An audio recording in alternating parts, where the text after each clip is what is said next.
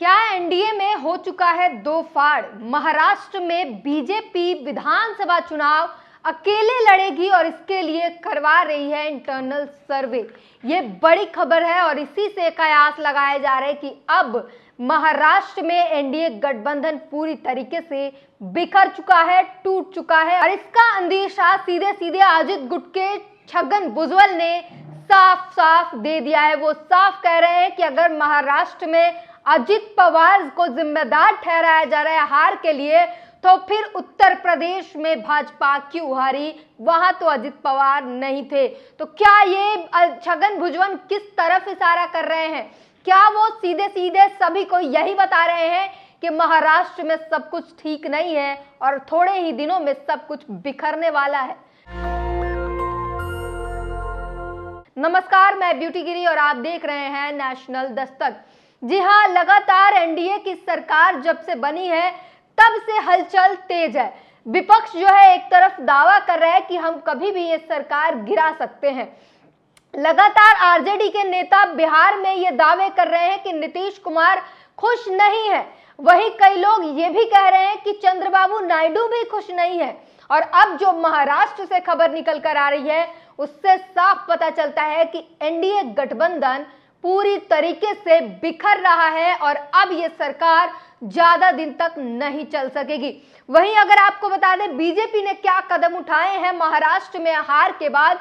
महाराष्ट्र में ज्यादा अच्छे, जिस तरीके से उत्तर प्रदेश में भाजपा के अच्छे प्रदर्शन नहीं रहे, वैसे ही पूरे एनडीए की बात कर ले, महाराष्ट्र में अच्छे प्रदर्शन नहीं रहे, बल्कि इंडिया गठबंधन ने अच्छे प्रदर्शन किए हैं। और इसके बाद से भाजपा अपना इंटरनल सर्वे करा रही है। महाराष्ट्र में आपको बता दें कि विधानसभा चुनाव में 106 सीटें भाजपा ने जीती थी। जब 2019 के विधानसभा चुनाव हुए थे वहां के 288 सीटें हैं। अभी जो है भाजपा 106 सीटों पर चुनाव के लिए, आने वाले विधानसभा चुनाव के लिए वो सर्वे करा रही है। सर्वे क्या है? सर्वे में ये जानने की कोशिश की जा रही है क्या भाजपा को गठबंधन में एनसीपी या एकनाथ शिंदे वाली गुट में रहना चाहिए या फिर स्वतंत्र होकर चुनाव लड़ना चाहिए। इस बात के लिए भाजपा सर्वे करा रही है। पहले तो उन सीटों पर जहां पर उसके विधायक हैं, 106 सीटों पर, अगर वहां से धीरे धीरे अगर बीजेपी को आगे लड़ना है तो वो आगे निकलकर बाकी के बचे सीटों पर भी उसे ये सर्वे कराने होंगे। और अगर ये सर्वे कराती है भाजपा, अगर ये सर्वे में आगे बढ़ती है तो साफ अंदेशा लगा सकते हैं कि अब जो महाराष्ट्र में गठबंधन है वो पूरी तरीके से बिखरने वाला है और इससे सीधे फायदा इंडिया गठबंधन को होगा।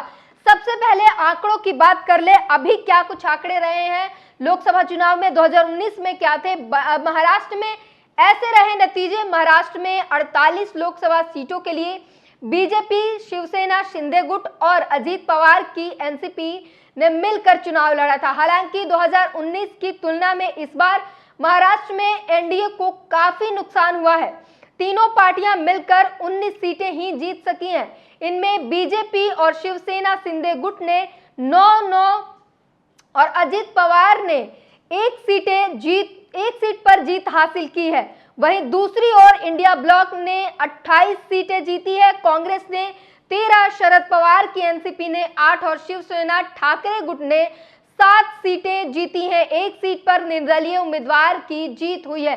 तो इस तरीके से महाराष्ट्र में भाजपा को बड़ा झटका मिला है और जिसके लिए सवाल उठ रहे हैं, बार बार क्वेश्चन किए जा रहे हैं और अजित पवार पर इसका ठीकरा फोड़ा जा रहा था, जिसके बाद छगन भुजबल ने साफ कह दिया है और बड़ा प्रहार जो है भाजपा पर कर दिया और ब्लेम का जो गेम चल रहा था उसका जो गेंद है वो भाजपा के पाले में डाल दिया और साफ कह रहे हैं कि हमें तो 2 ही सीटें मिली थी, ज्यादा सीटों पर तो भाजपा ने लड़े थे, तो भाजपा की हार हुई है। हमारी तो मात्र 2 सीटों में से एक जीते एक हारे हैं।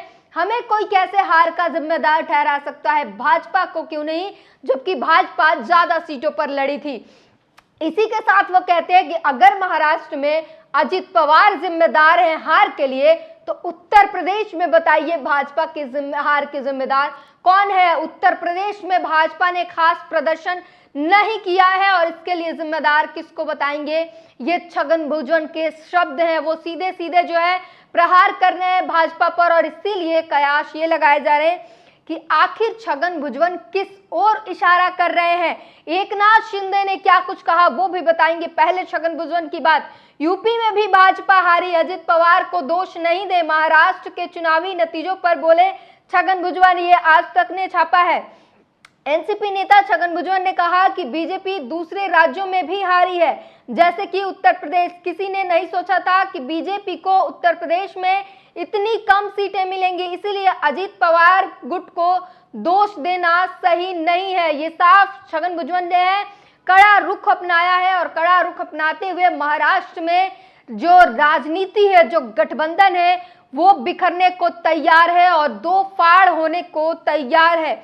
महाराष्ट्र विधान चुनावों के लिए अकेले लड़ सकती है बीजेपी, पार्टी करवा रही है आंतरिक सर्वे। तो ये सबसे बड़ा खबर है। लोकसभा चुनाव हुए और उसके बाद जो आंकड़े आए हैं उसके बाद से बीजेपी कहीं ना कहीं सहम गई है। जिस तरीके से जनता ने पूरे देश से भाजपा को नकारा है, उससे जो है अब भाजपा सहम गई है और अब महाराष्ट्र में आने वाले लोकसभा चुनाव के लिए भाजपा हर संभव कोशिश कर रही है, हर संभव तैयारी में जुट गई है और इसी तैयारी के मद्देनजर भाजपा सर्वे करा रही है। सर्वे ये कि अब उसे गठबंधन में रहकर लड़ना है या फिर गठबंधन से अलग होकर लड़ना है। लोकसभा चुनाव में कम सीटें मिलने के बाद महाराष्ट्र में बीजेपी मंथन की मुद्रा में है। इस बीच पार्टी ने एक आंतरिक सर्वे शुरू कर दिया है ताकि विधानसभा चुनाव को लेकर ठोस रणनीति अपनाई जा सके। पार्टी इस सर्वे के आधार पर तय कर सकती है कि उसे विधानसभा चुनाव कैसे लड़ना है। महाराष्ट्र में अकेले चुनाव लड़ेंगे ठाकरे ब्रदर्स। राज ने ऐलान किया, उद्धव भी सभी 280 सीटों पर करवा सकते हैं सर्वे। वर्कर्स से पूछे हैं 10 सवाल। तो अब दूसरी तरफ उद्धव ठाकरे की बात कर ले, वो भी पूरी तरीके से सजग हो चुके हैं। और आपको इसी के साथ ये भी बता दें कि भाजपा ने जो चाल चली थी और एक जो कोशिश की थी उद्धव ठाकरे को मनाने की, वहां भी भाजपा को ठोकर लगी है और उद्धव ठाकरे मान नहीं पाए हैं। जहां से बीजेपी ने जो कोशिश की थी वो कोशिश जो है नाकाम हो चुकी है उद्धव ठाकरे को मनाने की। और अब उद्धव ठाकरे सीधे सीधे लक्ष्य रखा है 180 सीटों से ज्यादा सीटें जो है विधानसभा चुनाव में जीतने का लक्ष्य रखा है। 288 सीटें हैं जिसमें 280 सीटों पर वो लड़ने के लिए बात की जा रही है और 280 सीटों में से 180 से ज्यादा सीटें जीतनी है। ये लक्ष्य जो उद्धव ठाकरे ने रखा है।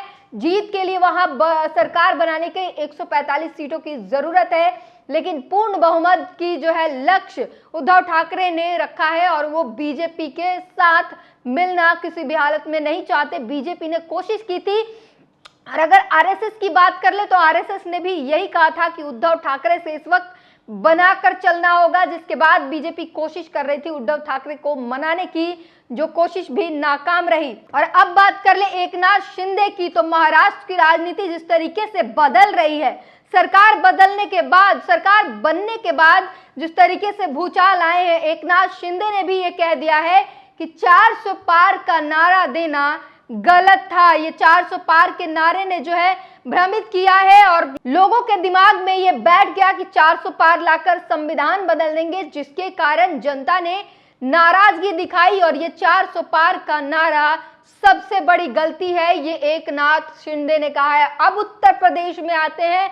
उत्तर प्रदेश में ओपी राजभर ने बगावत कर दिया और वो खुलेआम कह रहे हैं कि हम खुलकर बगावत करेंगे। क्या कह रहे हैं?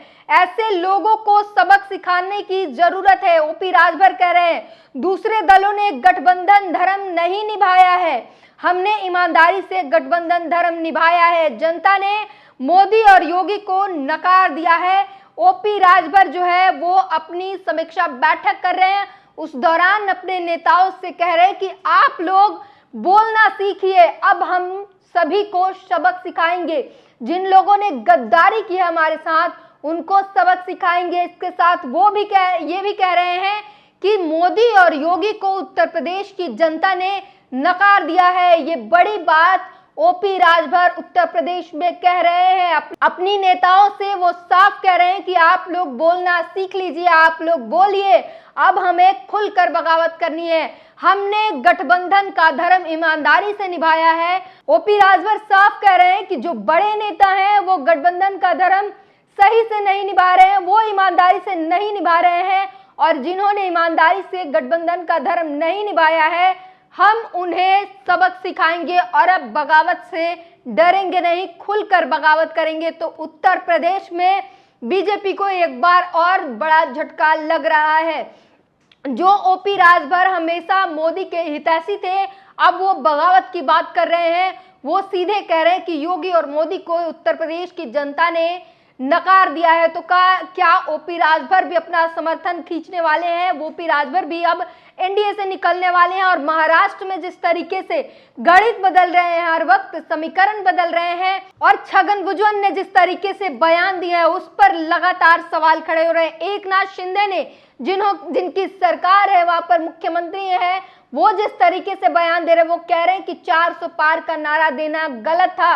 छगन भुजबल का उत्तर प्रदेश पर निशाना साधना, बीजेपी पर निशाना साधना, बीजेपी का इंटरनल सर्वे कराना अलग से चुनाव लड़ने के लिए, ये सारे समीकरण क्या कुछ दर्शा रहे हैं, ये सोचने वाली बात है। उत्तर प्रदेश में ओपी राजभर का ये कहना कि हम खुलकर बगावत करेंगे, योगी और मोदी को नकार दिया जनता ने, किस तरफ इशारा कर रहा है? क्या ये सरकार कितने दिनों की मेहमान है? ये बड़ा सवाल है। एक तरफ जहां कांग्रेस ये दावा कर रही है कि हम कभी भी सरकार गिरा सकते हैं, मल्लिकार्जुन खड़गे कहते हैं कि अल्पमत की सरकार कभी भी गिर सकती है। दूसरी तरफ महाराष्ट्र में राजनीति बदल रही है, बिहार में बैठकें की जा रही हैं। तो आने वाले समय में जब तक नरेंद्र मोदी इटली से आएंगे, इटली की हवा लगेगी उन्हें, इटली की हवा खाकर जब तक आएंगे, क्या तब तक उनकी सरकार गिर चुकी होगी? आने के बाद उन्हें इस्तीफा देना पड़ेगा? ये बड़ा सवाल है। इस पूरी बातचीत पर अपनी प्रतिक्रिया जरूर दीजिए। नेशनल दस्तक की आपसे गुजारिश है कि अगर इसको बचाना चाहते हैं तो नेशनल दस्तक को सब्सक्राइब करने के लिए रेड कलर के सब्सक्राइब बटन को दबाएं, फिर बेल आइकन की घंटी दबाएं। नेशनल दस्तक को बचाने के लिए बहुत जरूरी है कि हर खबर को शेयर करें, लाइक करें, कमेंट जरूर करें।